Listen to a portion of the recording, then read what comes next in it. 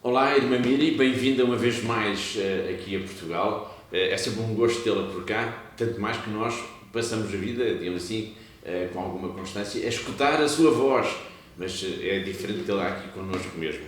A irmã Miri veio agora, aqui no início de 2023, a Portugal para tratar de coisas administrativas da sua vida, não é? Tem os documentos, não é? Portanto, no fundo, é uma estrangeira na Síria. Claro, não é verdade. De certa forma, não é? Não é de certa forma, administrativamente é uma estrangeira na Síria, não é? Sim. Mas a irmã Miri está na Síria desde 2008. E a primeira pergunta é esta: já se sente de alguma maneira um pouco síria ou ainda não? Um bocadinho. Mas é preciso, é um povo especial, é um povo muito acolhedor, é preciso, eles são especiais. Eles são especiais. Não é fácil tornar-se como eles. Eles têm uma mentalidade Muito aberta? Não. muito acolhedora. Muito acolhedora. Gente muito simpática. Quando se chega até eles logo servem. Eles têm um bocadinho a mentalidade como se fossem, estão a ver na Bíblia, aqueles que chegaram a Abraão. Como recebeu os anjos do Senhor que foram visitar Abraão, logo sentem-se, vamos servir, vamos matar um cordeiro e não sei o quê, logo vão fazer um chá, vão fazer um café e sentem-se e têm que comer qualquer coisa e não sei o quê. Eles estão imensamente acolhedores. Os europeus que lá vão, eles ficam encantados. E é difícil para nós ser daquela mentalidade, entrar naquela mentalidade tão... E de alguma maneira também muito cheia de fé que nós perdemos. A irmã Miri é conhecida lá como a irmã portuguesa ou não? Sim. Sim, logo a primeira vez que eu disse, Cristiano Ronaldo. Eu, quem é? Depois, pronto, sim, conhecem-me, sim. Já é mais conhecida lá em cara do que o Cristiano Ronaldo, presumo. Pois, em cara sim, mas pronto. Mas não. Em cara, mas não em toda a Síria. Mas em cara já não é mau, já é um princípio, digamos, para ser conhecida como portuguesa. Sim. A irmã Miri está, portanto, como já disse, na Síria desde 2008. Sente-se, enfim, mais próximo hoje do povo sírio do que no princípio, como é óbvio. Qual foi, durante estes anos todos, porque entretanto começou a guerra na Síria começou em 2011, portanto a irmã Miri tem uma experiência de vida em cara antes da guerra, durante a guerra e de certa forma agora já num pós-guerra. Qual foi, em todo este tempo, digamos, o momento mais difícil, aquela memória mais dura, de alguma forma, que registra? A memória mais dura é agora. É uma altura em que, pronto, nós passámos pela guerra. A guerra também foi uma altura em que toda a vila teve que sair, mas nós ficámos. Essa altura foi muito dura, mas havia uma graça que para nós no mosteiro, havia uma graça de Deus que nos mantinha, como é que se diz, portava, que se diz? Protegia, suportava, que nos fazia passar pelas coisas difíceis como se não fossem assim tão difíceis, porque a nossa madre que estava longe, que teve que sair porque era ameaçada de morte, ela dizia, mas vão-se embora, onde é que vem hoje? A gente vai arranjar maneira, vão-se embora. E depois havia assim alguém, não, a gente quer ficar. Havia uma graça que nos mantinha, que nos portava, assim. Mas agora toda a gente diz é muito pior que a guerra porque a situação económica está extremamente difícil. Tem que se pensar o que é que se põe na mesa. As pessoas já não... Tudo é difícil, não é? Eletricidade, para o dia-a-dia, não há... tudo é caríssimo. Os salários não aumentaram muito, mas todos os preços aumentaram imenso. As famílias têm que... fazer uma gestão muito apertada das coisas. Há muita pressão. E isso é extremamente duro e toda a gente pensa em partir, sobretudo os cristãos. Por isso digo, esta é a altura mais difícil que nós olhamos para o povo e que... Podemos dizer, irmã Miri, que de certa forma estas sanções estão a ser impostas ao regime de Damasco pelos Estados Unidos e pela União Europeia estão a prejudicar mais o povo sírio do que os jihadistas durante o período da guerra? Sim. Sim, estão. Porque na guerra, pronto, é perigoso, eles estão aqui ou ali, não estão em todo o lado.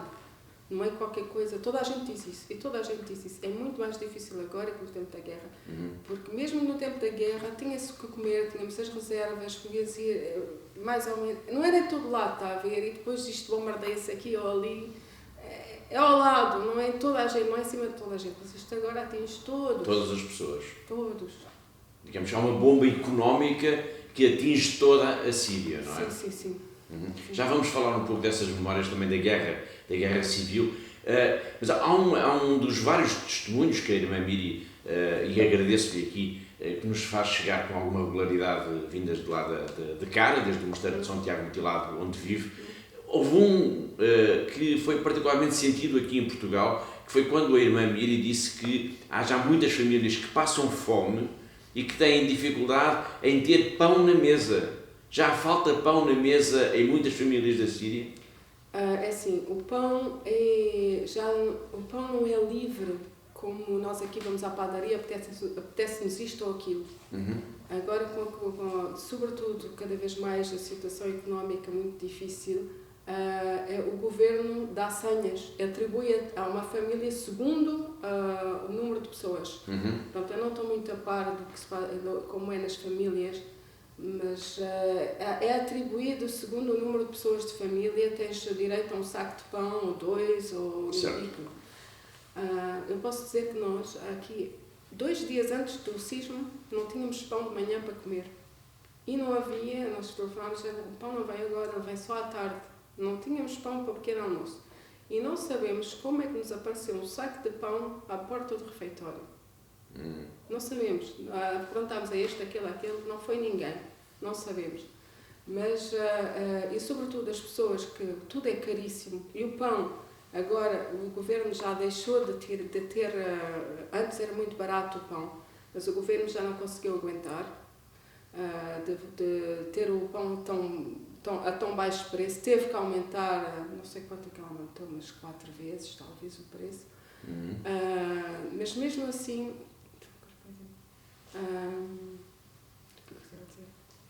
apesar do aumento do preço, estava a falar que o pão é racionado e que agora aumentou o preço, portanto presumo que... Não, eu ia dizer, as pessoas preferem comer pão, que é mais barato mesmo assim, que comprar verdura, arroz, massa, etc. E como o pão também escasseia assim, ele é racionado, não podem. Quer dizer que as pessoas começam a estar subnutridas.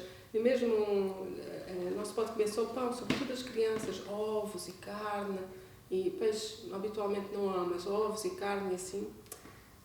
É muito raro a família que pode dar o suficiente às crianças. Muito raro. Portanto, podemos falar que se não há fome, há pelo menos uma insuficiência alimentar crónica já em grande parte da Síria. E há aqueles que têm fome. E há aqueles que têm fome.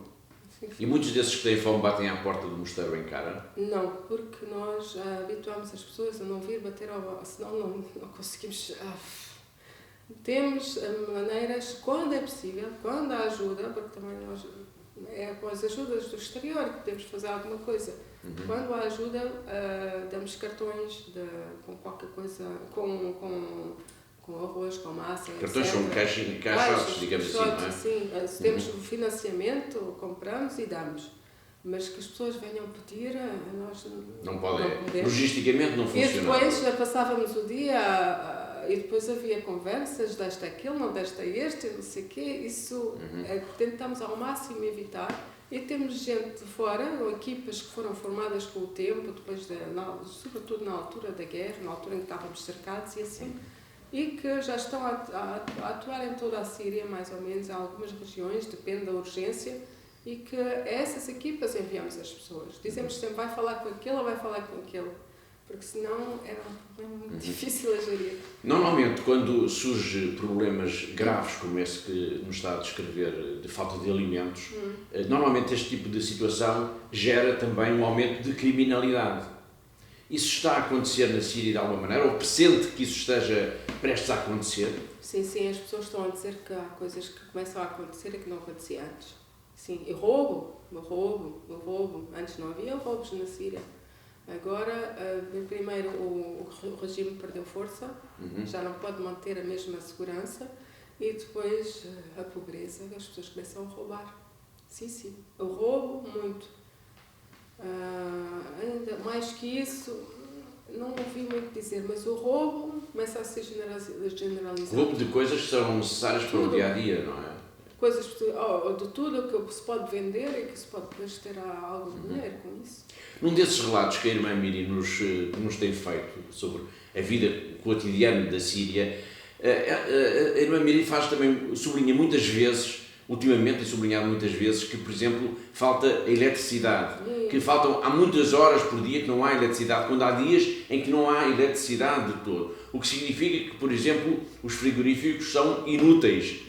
Inúteis na Síria, não é? Simplesmente inúteis. Não é em todo lado assim, depende das regiões, não se sabe muito bem porquê. Às vezes é porque há nessa região uma fábrica que, pronto, ainda dá qualquer coisa ao país e assim.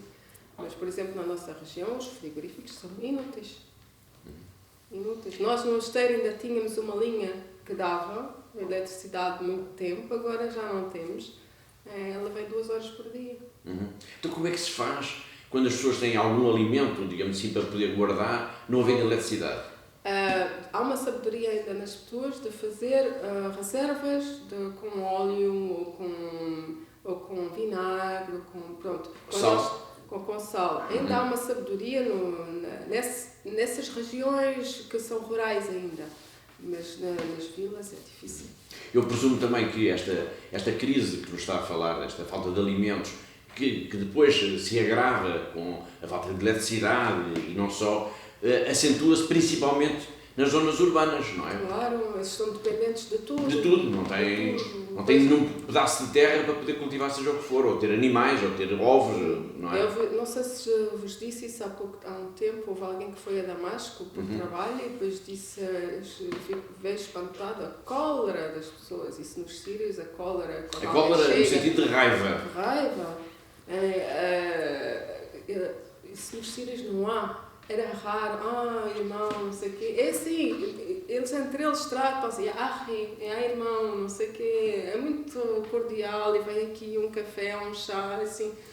Mas ele disse que estava espantado da cólera com que as pessoas, a ira, que as pessoas tinham, os empregados entre eles a se gritarem, não sei o quê, pela pressão da vida, de não ter nada, de não se ter aquecimento, de não se ter...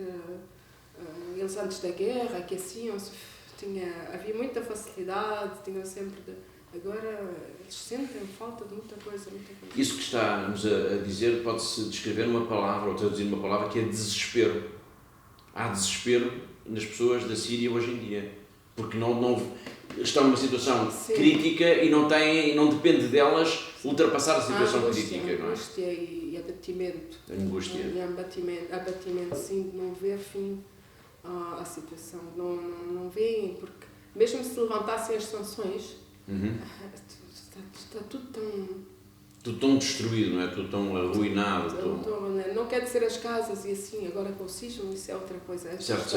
A estrutura económica das empresas... Tudo voltar ao normal. Demorará muito tempo. Estamos a falar aqui de um povo que está sacrificado digamos assim, para mais do que uma década, claramente mais do que uma década de guerra e agora um tempo que não tem fim para já à vista de sanções económicas. Mas o pior de tudo é as sanções a sério que estão nada se pode entrar e sair de maneira, não há relações com o exterior de maneira normal e aqueles que alguns países que são ainda amigos e assim, não têm possibilidade para grande coisa, quer dizer, também eles estão com sanções, eu não sei o quê, as sanções realmente estão a estrangular o povo.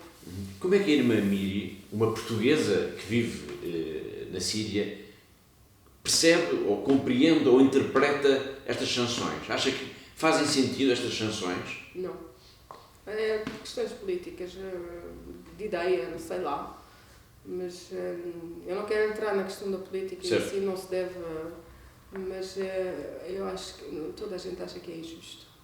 Ou seja, as sanções são para afetar o regime de Damasco, mas estão a afetar as pessoas da Síria, não é? As pessoas é que estão a sofrer. E depois, como é que do exterior vão dizer que o regime não é bom? se as pessoas votaram por ele. Houve votos, e houve gente que estava lá a verificar e não viu as regularidades. Como é que do exterior vão dizer que ao povo a gente quer pôr outro no lugar desse? Não há, e depois, pronto, eu não quero entrar nisso, mas é dizer que se retirarem este regime, bom ou mau, teve a particularidade, porque lá, eu já disse isto uma vez, lá não é como aqui, não se pode querer pôr lá a democracia como aqui, as pessoas são muito diferentes. Nós aqui, em primeiro somos portugueses, depois temos a nossa religião. Lá é diferente, as pessoas têm a parte nossa, como é que diz a parte nossa? Um sentimento de pertença. Pertença muito forte à religião. E é muito fácil. Identificam-se com a religião. Identificam-se muito mais com a religião que aqui. Isso pode ultrapassar o sentimento de nacionalidade. Por isso, o sentimento de como ser sírio. E às vezes a religião é mais alta. Ora, é preciso uma cabeça forte. Ao mesmo tempo não violenta, mas forte, para manter uma certa ordem. E uma unidade no país também. Uma unidade no país. Então, esse regime teve a particularidade de alguns sítios era um bocadinho difícil, era assim, mas teve a particularidade de constituir uma unidade nacional. Porque não obrigava a não falar muito de religião entre as pessoas e assim, e pôde constituir qualquer coisa que era um regime que não tinha dívidas, um país que não havia dívidas, não havia ninguém na rua. Se havia alguém da rua, diziam, deixavam um dia, 2 dias, 3 dias, depois diziam, olha, tu o que é que estás aqui a fazer? Vai para a tua família, senão vais para a prisão. E assim fazia que não havia ninguém na rua, não havia criminalidade, não havia, pronto, é um bocadinho assim, mas fazia uma ordem que permitia que havia paz e toda a gente vivia em cordialidade. Uma certa harmonia, não é? Hoje há sem-abrigos na rua? Claro, bastantes, refugiados, bastantes. Refugiados deslocados? Deslocados.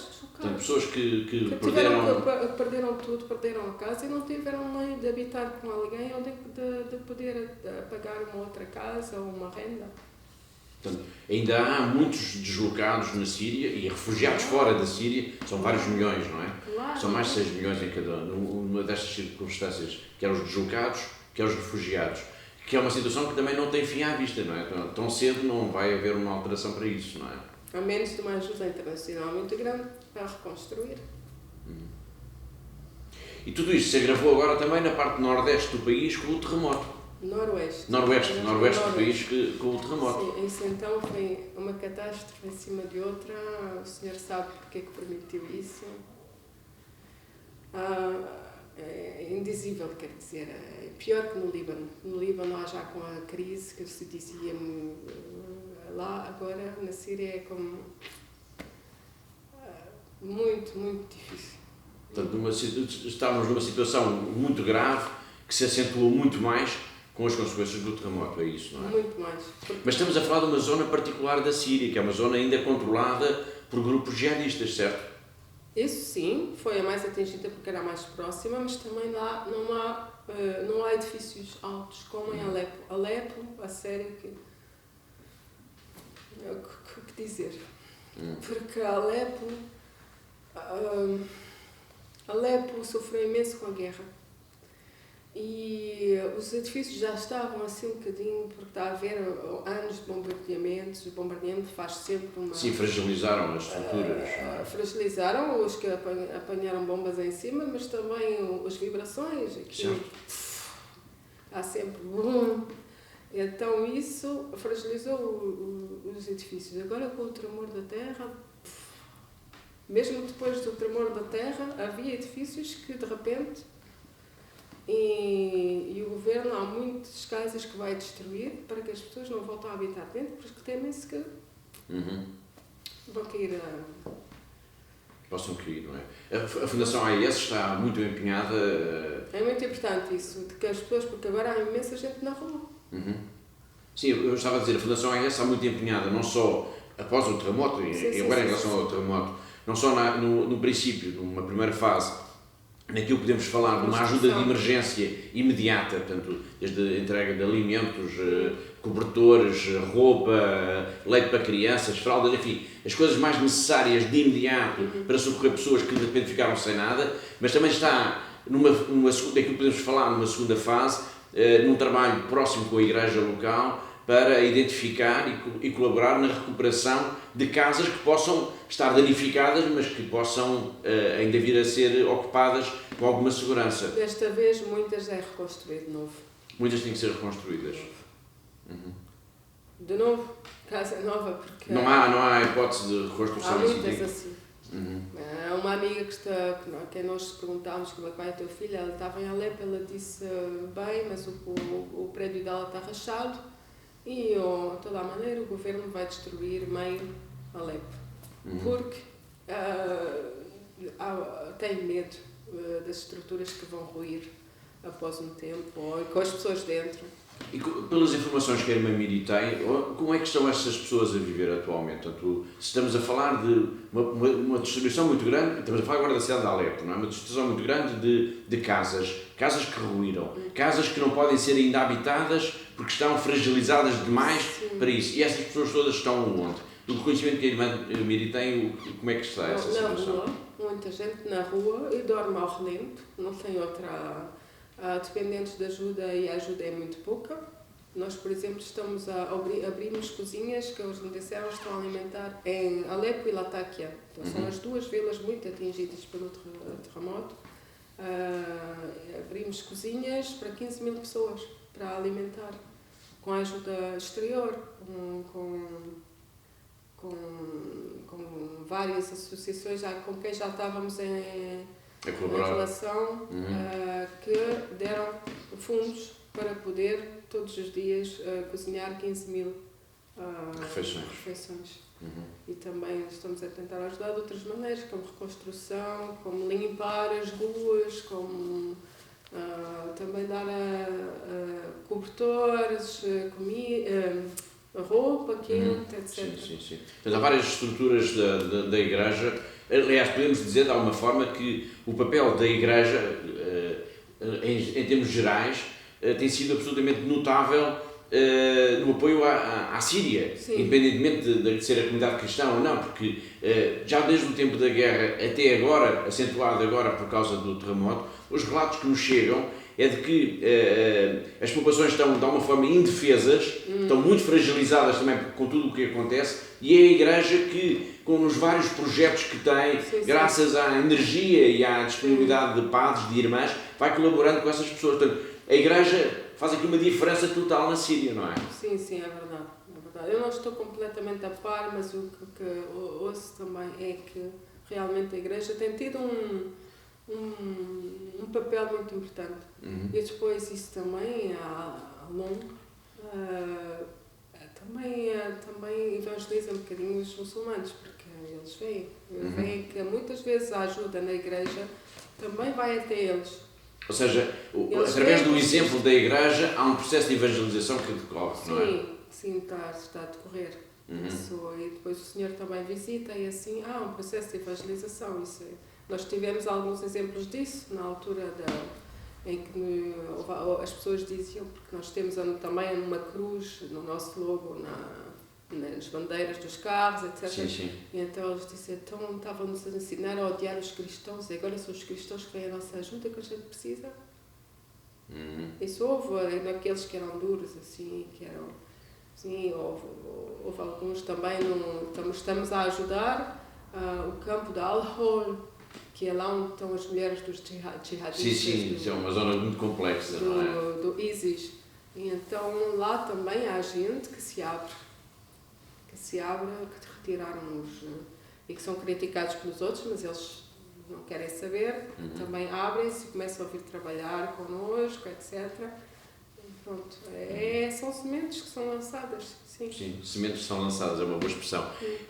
Já vamos falar de alguns episódios da guerra, digamos assim, de alguma dessas memórias mais impressivas, mas diga-me só uma coisa, acha que a guerra civil que se viveu a partir de 2011, que teve talvez o seu momento mais forte a partir de 2017, 16, 17, 18, eventualmente, Acha que há o risco de a Síria voltar a estar em guerra, como esteve, ou de todo isso já não irá acontecer? Espero que não, mas isso tem muito a ver com o exterior.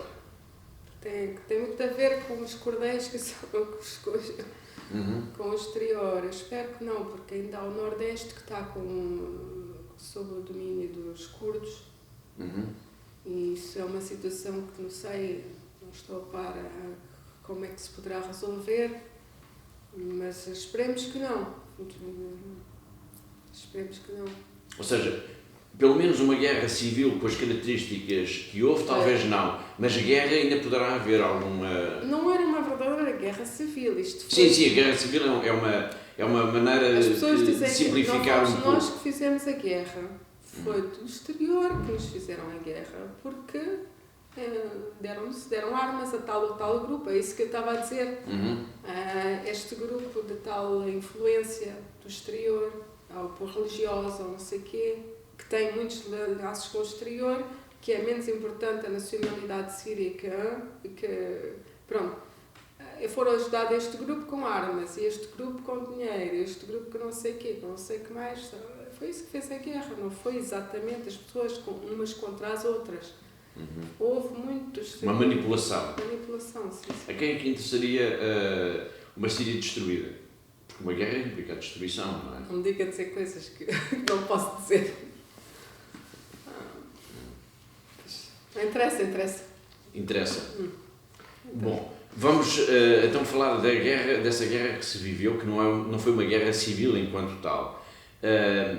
Há pouco referiu um pormenor importante, que houve uma altura em que a população abandonou a vila de Cara, a própria Mata Superior não estava lá, era um alvo dos grupos jihadistas, mas o mosteiro de São Tiago Mutilado, onde a irmã vive, onde vive a comunidade, esteve cercado pelos grupos jihadistas. Portanto, houve ali quase que uma tentativa de conquista do mosteiro. Houve, mas a gente não sabe porquê, ninguém sabe porquê. Depois, há alguns meses depois de termos sido libertados, mas como é que eles não entraram? Mas foi o senhor patou para a vista. Mas foi aterrador esse tempo? Como eu disse, foi e não foi. Devia ser aterrador, mas não sei porquê, não sentimos assim tão aterrador, como se éramos assim levados, portados, não sei. A irmã Miriam não teve medo? Não houve momentos em que teve medo? Houve na altura em que eles estavam a libertar, eu tinha bem medo que eles estavam, não é? Que estavam a bombardear por cima de nós. Sim. Porque havia uma guerra, o mosteiro estava no meio, entre o exército de um lado e os jihadistas do outro, por cima de nós. E lá esse dia tive medo, mas foi um dia, 2, mais. Desse dia eu tinha bem medo que caísse alguma coisa. Estávamos na igreja um momento, por exemplo, ou estávamos a fazer a missa, talvez vamos embora, se calhar estávamos a pensar em ir embora. E nesse dia tive medo, porque podia muito bem cair, se caísse uma bomba, um obus, como é que se diz? Sim, um míssil, enfim. Qualquer coisa, íamos todos. Depois houve um dia também não tivemos muito medo, não sei porquê. Que podíamos muito bem todos estávamos refugiados num sítio e entrou um tanque que lançou e que penetrou na torre do mosteiro até uma parte do muro e nós estávamos um bocadinho depois e não entrou. Se tivesse entrado... Não entrou o projétil? Não entrou, ficou ali preso, digamos. Ficou preso no muro. Se tivesse entrado, nós todos, bye. Não houve coisas assim, mas a mão de Deus estava lá e era muito claro. Nessas alturas mais difíceis da guerra, a irmã Miriam conseguia contactar com a sua família em Portugal? Não, eles tiveram uns dias de angústia. E ninguém sabia o que se passava. Mas houve alguém que foi ao telefone, não sei, arranjou lá um sítio muito alto, não sei onde tinha um bocadinho de rede e que mandou mensagem à nossa amada a dizer que está tudo bem, e depois ela comunicou com as famílias a dizer, olha, não sei o que, está tudo bem.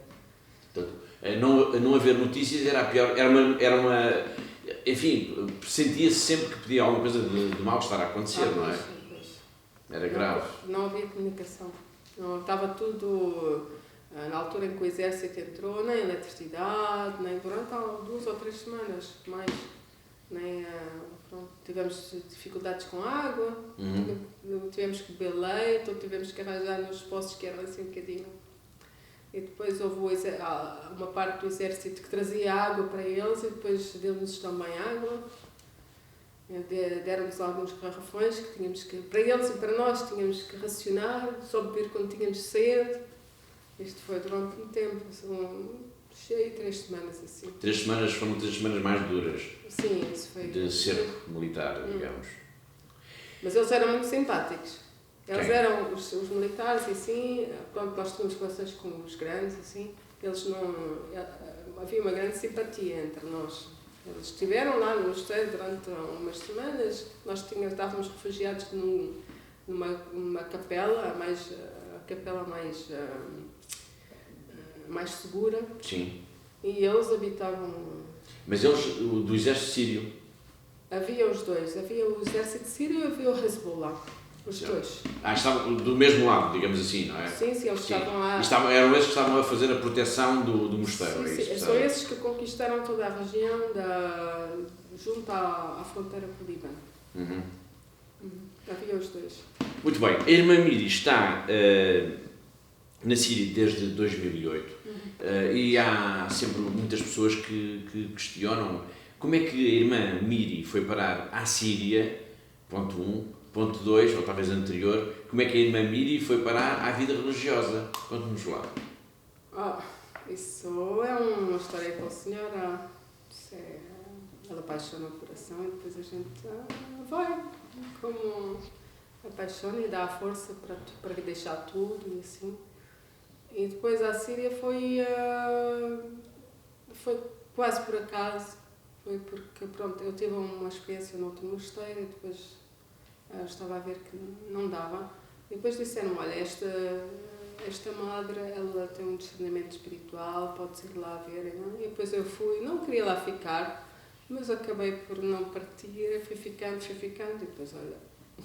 Portanto, foi em 2008 que foi para a Síria para ver se habituava de alguma forma à vida religiosa nesta... O que é que o senhor queria? E depois ele foi-me mantendo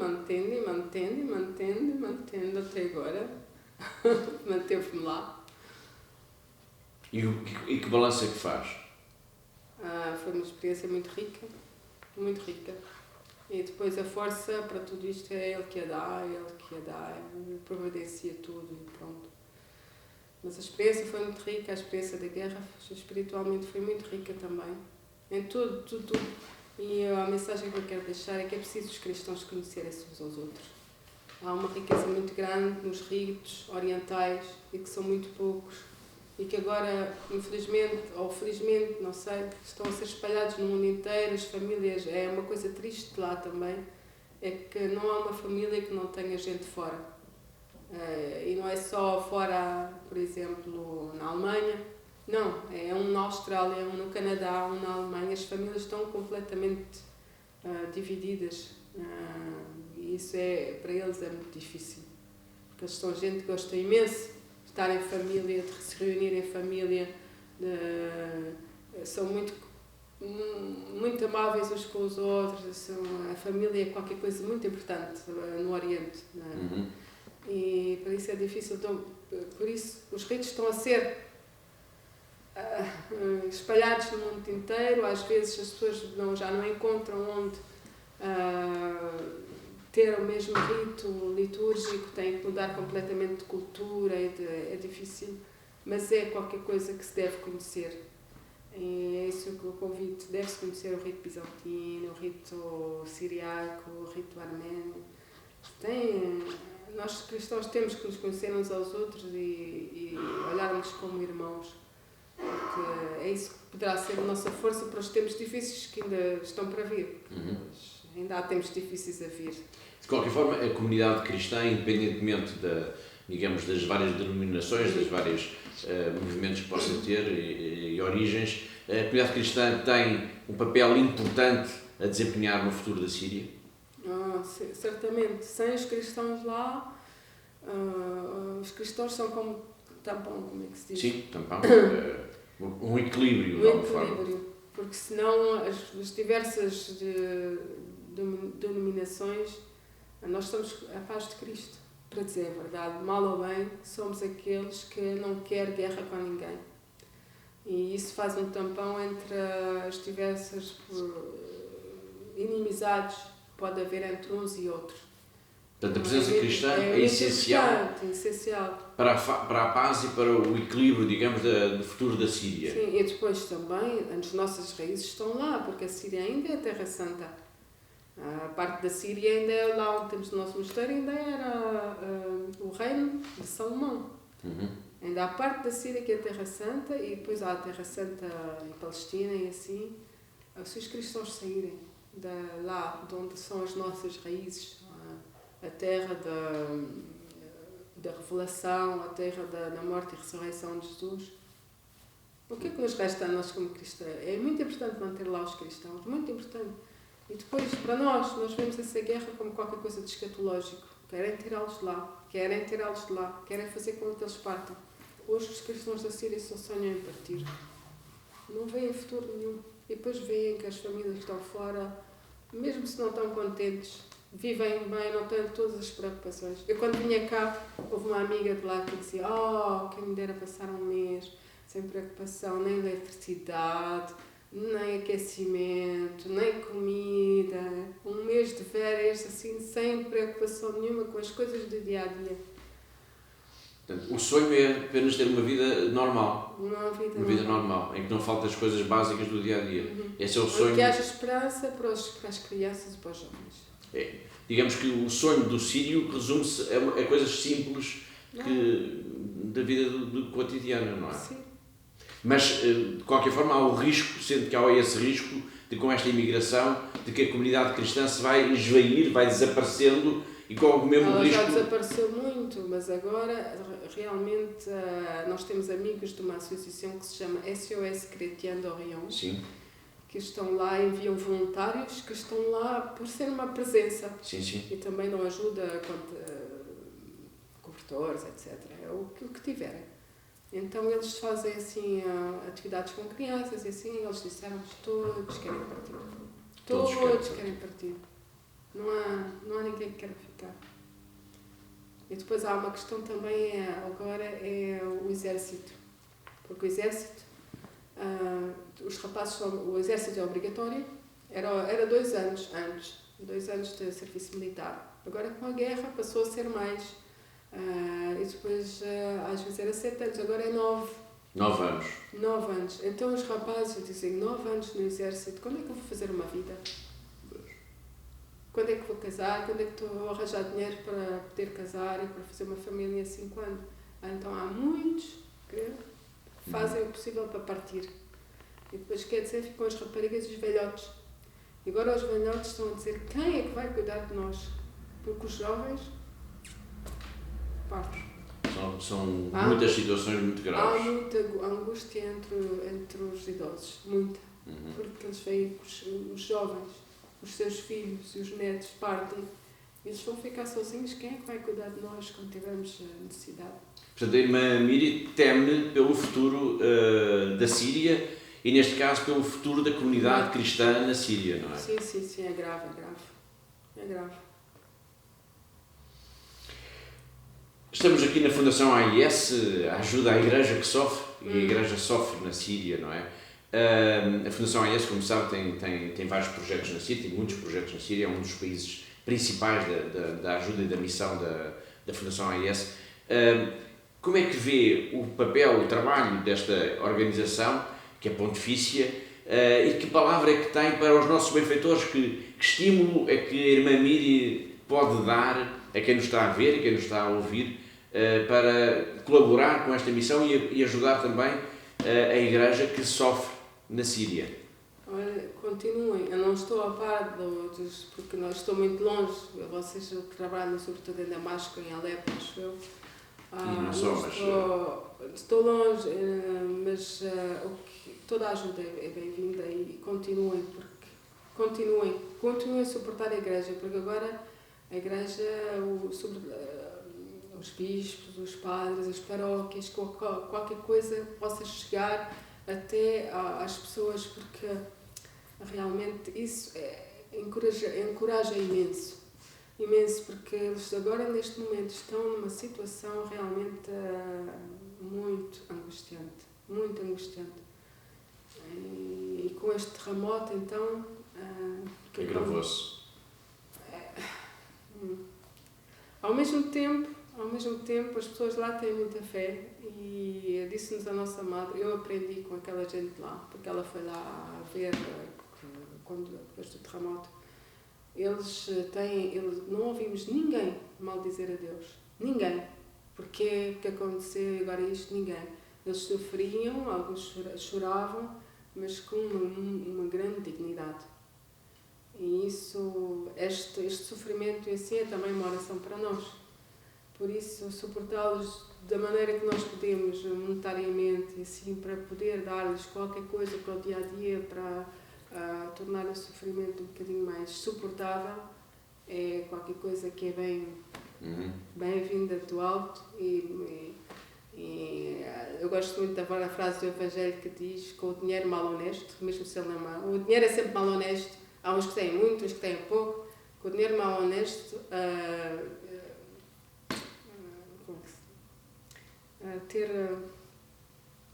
arranjar amigos para o alto.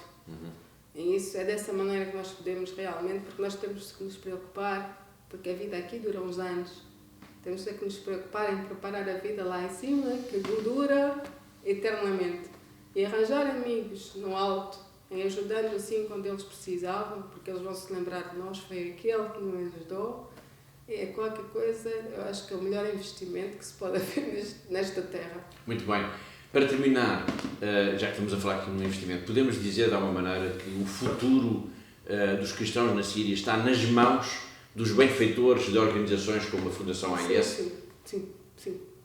Ainda hoje eu tive a notícia de que as sanções, em princípio, iam ser levantadas. Houve essa notícia que passou, as sanções foram levantadas até agosto. Não foram. Quer dizer que as mãos, o futuro dos cristãos na Síria, de toda a gente na Síria, está nas mãos destas organizações que enviam diretamente ajuda até lá, destas maneiras assim, realmente. Porque nós, por exemplo, estamos a poder ajudar as pessoas com essas fundações, 2, 3, 4 fundações e particulares que enviam dinheiro à nossa conta ou diretamente para poder prestar auxílio. Portanto, a Igreja ajuda com a ajuda que chega à Igreja, à Igreja local, não é? Sim. Daí a importância de organizações como a Fundação AIS. Sim. É essas organizações que estão a levar ajuda, porque os governos e assim, pronto, por causa das sanções, nada está a entrar. Muito bem. Muito obrigado, Irmã Miri, por mais uma vez estar connosco, colaborar connosco e por continuar também a ser, digamos, a voz, neste caso, da Fundação AIS na Vila de Cara, no Mosteiro de São Tiago do Tilado. É a Irmã Miri que nos ajuda a compreender todos os dias o sofrimento do povo da Síria e que nos ajuda também a compreender a importância do trabalho da Fundação AIS. Muito obrigado.